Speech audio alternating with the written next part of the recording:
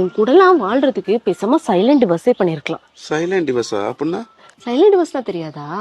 Silent டிவர்ஸ்னா என்னன்னு நான் சொல்றேன், தெரிஞ்சுக்கோங்க.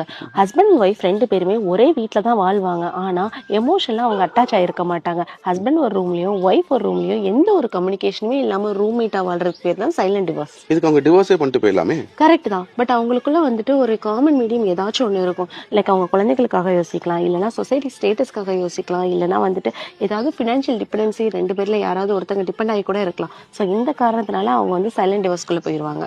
ஓகே, சொல்யூஷன் இதுக்கு என்ன? சொல்யூஷன் இதுக்கு என்னன்னா, ஏதாவது ஒரு பிரச்சனை வருதுன்னா அதை வந்து உடனே பேசிடுறோம்.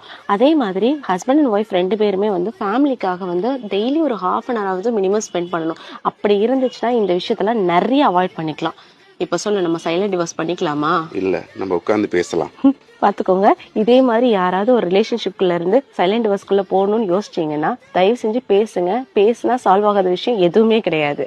நிறைய பேசுங்க.